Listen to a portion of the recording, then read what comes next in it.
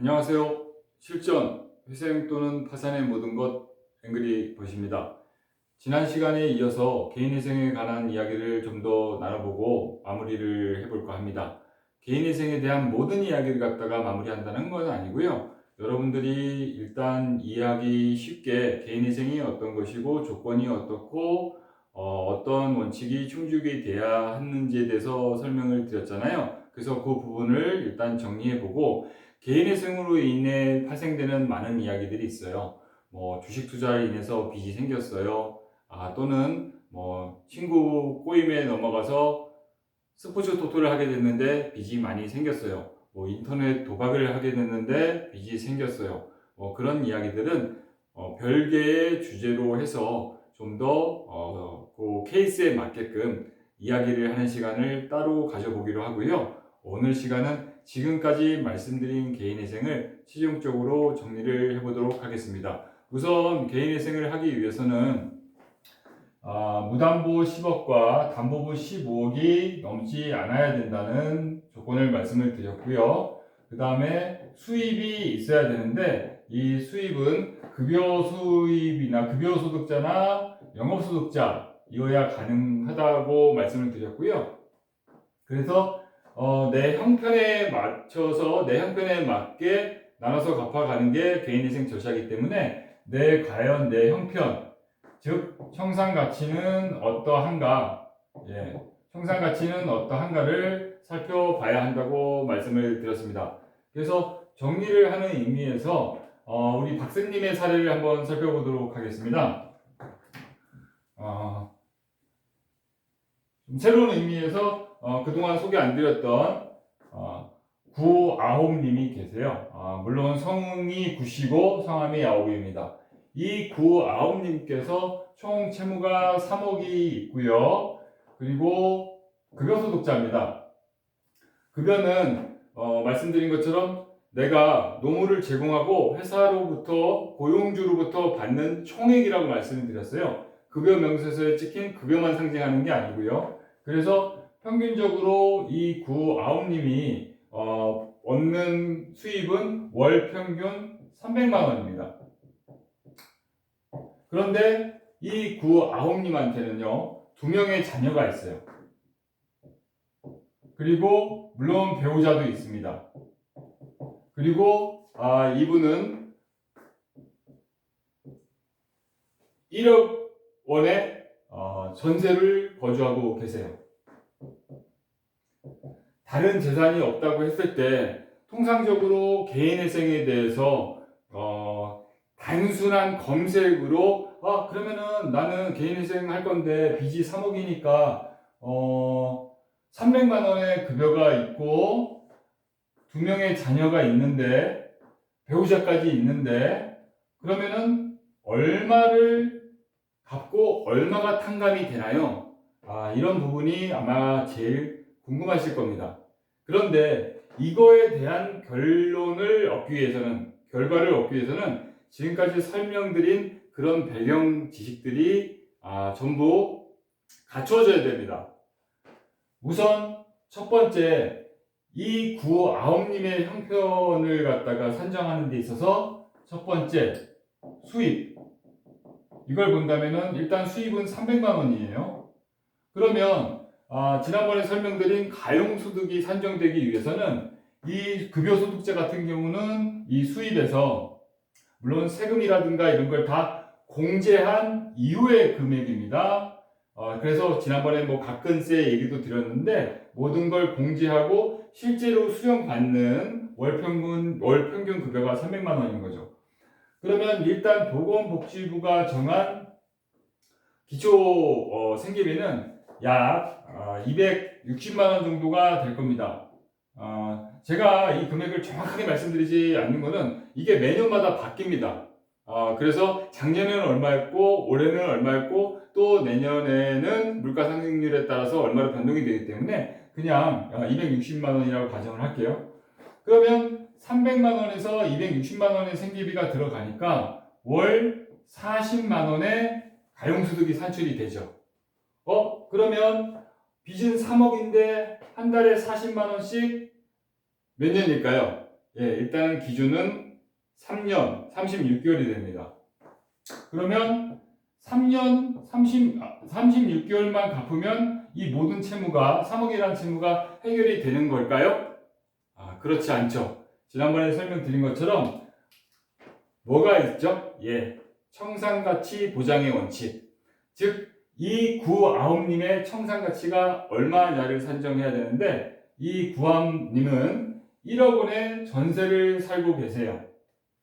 그런데 이 구아홉님이 만약에 서울에서 거주하신다면 이 1억이 다 청산가치로 잡히는 게 아니라 면제재산이라고 지난 시간에 설명을 드렸는데, 면제재산이란 뭐냐면 내가 빚잔치를 하더라도 이거는 빚잔치하는 재산에 넣지 않아도 돼 하는 것을 면제재산이라고 말씀을 드렸잖아요. 그 면제재산이 5천만 원. 이것도 수시로 지역에 따라서 그리고 언제 계약을 했느냐에 따라서 그 임대차 보호법이라는 것이 있는데요. 그것에 따라서 금액은 유동적이기 때문에 그 지난번 설명을 드릴 때 자세한 금액에 대해서는 전문가한테 확인을 하시는 게 좋다고 말씀을 드렸어요. 그래서 1억 원의 전세를 살지만 면제 재산이 5천인 경우에는 청산 가치가 5천만 원이 됩니다. 그러면 어떻게 해야 되나요?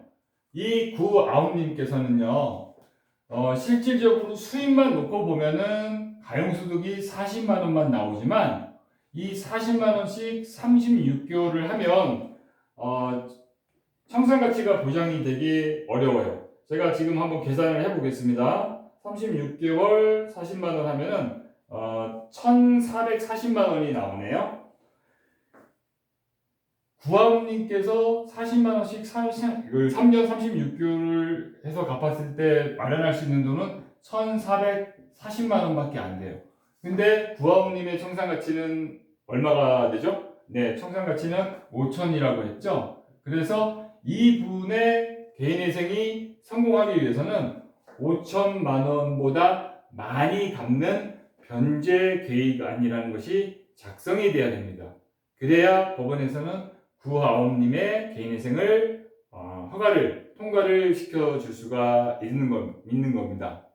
그래서 이런 변제 계획안이 하나 작성되기 위해서 지금까지 설명을 드린 조건, 그 다음에 청산가치, 그러니까 조건이라고 하고 있는 것은 뭐 채무 금액이라든지 그 다음에 이 가용소득이라든지 청산가치라든지 이런 이야기들이 나오게 되는 거예요. 그런데 이런 것들이 모두 유기적으로 결합이 돼 있어서 뭐 A, B, C가 있다면 이게 요걸 영향을 주고 이게 이렇게 C한테 영향을 주는 경우가 많아요. 따라서 좀 더 개인회생에 대해서 정확하게 알고 싶다 하시는 분들은 제가 설명을 드린 그 순서대로 정확하게 개념을 이해하셔야 내가 개인회생을 했을 때 내 변제 계획안이 어떻게 작성이 될 수 있겠구나 하는 것을 아실 수가 있습니다.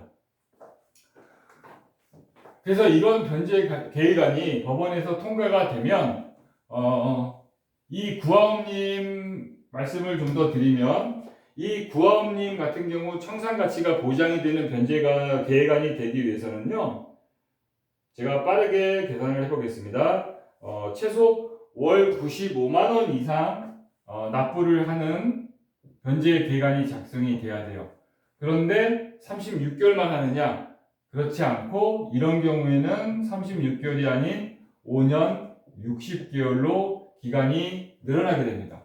그래서 이 구아홉님의 사례를 놓고 봤을 때 말씀드린 대로 개개인마다 상황에 따라서 변제하는 가용소득이 달라질 수밖에 없는 거예요.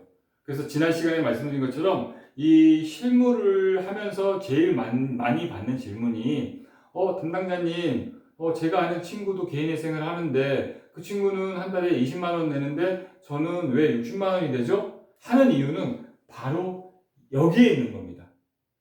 그래서 이 전반적인 개념을 이해하시고 이 변제 계획안이 어떻게 작성이 되는지에 대해서 이제 확인을 하시고 한다면 좀 더 좋을 것 같고요.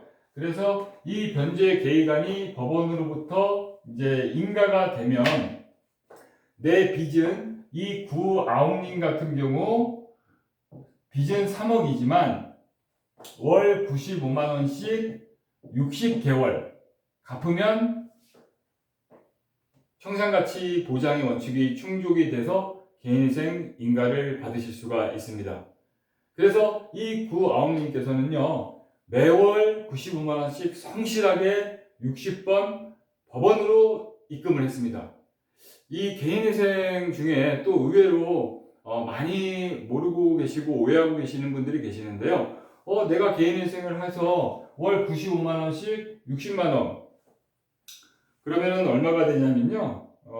제가 또 빠르게 계산을 해 보겠습니다. 총 5,700만 원이 됩니다.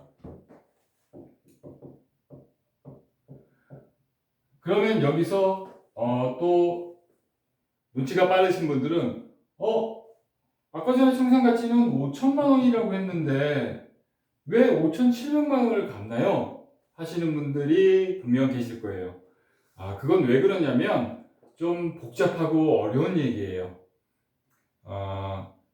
현재 가치라고 해서 이 매월 60만 원을 갚는 거는 현재 기준으로 해서 60만 원은 맞는데 이게 향후 5년이란 기간 동안 반복돼서 갚아질 때 지금 5천만 원을 한 번에 주는 것보다 나눠서 주는 게 어떻게 보면은 돈을 받는 사람 입장에서는 손해인가 이득인가?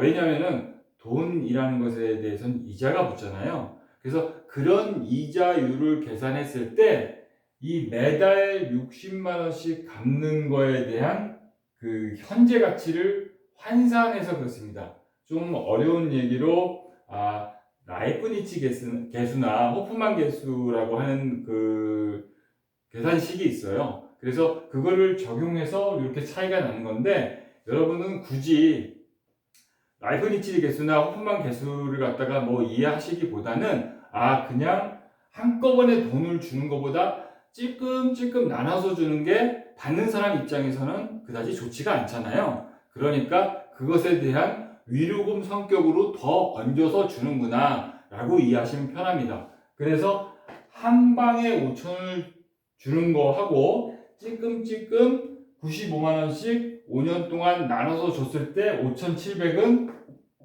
같은 거라고 보는 거죠. 예. 이렇게 이해하시면은 좀 더 편하실 거예요. 그래서 이렇게 납부하는 변제 계간이 법원에 통과돼서 아주 열심히 매월 95만 원씩 5년 60개월을 납부하셨어요. 그러면 이제 어떻게 될까요? 아마 제 영상을 계속 이렇게 순서대로 보아오신 분들은 이젠 면책을 받아야 되죠? 라고 말씀을 하실 거예요. 네, 맞습니다. 이렇게 변제가 다 완료된 후에 면책이라는 걸 받게 됩니다. 그러면 이 면책으로서 비로소 채무는 탕감이 되는 거예요. 내가 개인회생 신청해서 인가 받으면 이제 빚이 다 없어지나요? 이렇게 오해하시는 분들이 계시는데 그게 아니고 변제 계획안이라는 게 법원에 통과돼서 인가됐다는 것은 이렇게 갚으면 면책을 받을 수 있다는 뜻으로 이해하셔야 됩니다. 간혹 또 이렇게 질문을 하시는 분들도 많이 계세요. 그러면 나는 이것만 갚으면 되는 건데 나머지 못 갚는 거를 나라에서 대신 갚아주는 거죠?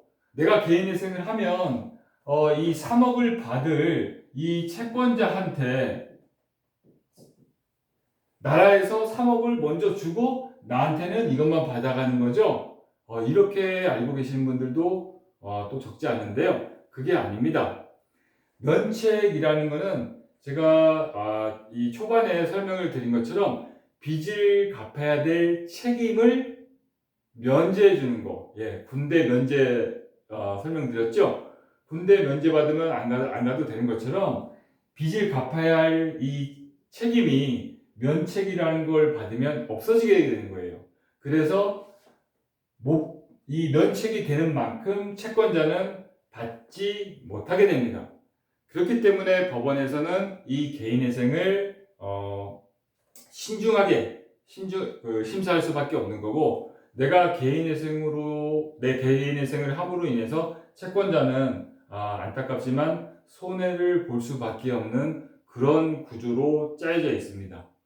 그래서 열심히 5년 60개월을 갚은 다음에 드디어 면책이 되었어요.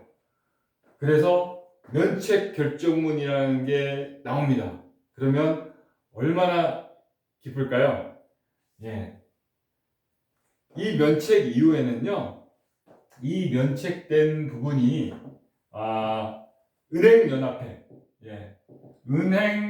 은행연합회라는 곳으로 통보가 됩니다. 그래서 면책에 관한 부분도 의외로 오해를 하고 계시는 분들이 정말 많은데, 이 면책은 파산 면책으로 인해서 면책을 받는 것과 개인 회생으로 인해서 면책을 받는 게 사실 동일합니다. 면책의 효과는 똑같기 때문에 그렇죠. 그래서 그 면책으로 인해서 빚이 탕감된 이후에는 빚이 정말로 없어지는 거고요. 그 빚이 없어졌다는 게 은행연합회에 통보가 됩니다. 그 은행연합회에 통보가 된 이후에 은행연합회는 쉽게 얘기해서 말 그대로 은행들이 회의를 하는, 그러니까 여럿이 모여서서 은행들의 모임이라고 볼 수 있죠. 그래서 은행들의 말 그대로 연합, 그 은행연합회라는 곳에 면책이 됐다는 걸 통보하면, 은행연합회에서는 어떤 게 있냐면은 신용정보관리규약이라는 게 있어요. 신용정보관리규약이라는 거는 말 그대로 우리가 신용불량자 되는 거 아니에요? 하시는 것처럼 이 개개인의 신용정보를 관리하는데, 그 신용정보에 있는 연체된 기록을 면책으로서 다 삭제하거나 해제하게 되는 겁니다. 따라서 면책 이후에는 그 연체 기록이 없어지기 때문에 내가 신용 점수를 또 쌓아서 신용카드 발급도 할 수 있고, 신용 대출도 할 수 있고, 신용이 9등급에서 1등급까지 올라갈 수가 있는 거죠. 간혹 이 신용 관리 규약상의 연체 기록과 공공 기록을 오해하시는 분들이 많이 계세요. 이 부분에 대해서는 일단 결론만 간단히 말씀드리고요. 그 연체 기록과 공공 기록은 별개의 것입니다. 따라서 내가 개인회생을 해서 면책을 받았다고 해서 뭐 5년 동안 은행 거래를 못 하는 거잖아요. 대출이 안 되는 거잖아요. 계속 주운 글씨처럼 낙인이 찍히는 거잖아요. 이렇게 생각하시는 분들도 계시는데, 그거는 나중에 제가 신용정보관리규약에 대한 주제로 따로 좀 자세히 말씀드리기로 하고, 결론부터 말씀드리면 면책이 되면 모든 채무가 없어짐과 연체 기록도 삭제 또는 해제가 되는 것입니다. 그래서 개인회생과 관련된 부분을 여러 차례 회차 걸쳐서 지금까지 설명을 드렸는데요. 우선 개인회생 부분에 대해서는 일단 여기서 정리하기로 하고, 좀 더 세부적인 개인회생과 관련된 개별적인 주제, 주식 투자를 했는데 빚이 생겼어요. 가상자산에 투자했는데 빚이 생겼어요. 친구 따라 정말 하기 싫었는데 도박에 손을 대서 빚이 생겼어요. 그와 유사한 개인회생과 관련된 에피소드는 개개의 주제를 정해서 따로 시간을 가져서 이야기를 나눠보도록 하고요. 일단 개인회생을 이해하시기 위한 전반적인 개념과 관련된 이야기는 이 시간에 이걸로써 일단 정리를 하도록 하겠습니다. 다음 시간에는 그러면은 이제 처음에 말씀드렸던 파산이 좋아요? 회생이 좋아요? 회생이 좋은 거고 파산은 안 좋은 거 아니에요? 이 부분에 대해서 지난 시간에 말씀드렸는데, 파산 면책에 대해서 또 세부적으로 이야기를 나눠보도록 하겠습니다. 이상입니다.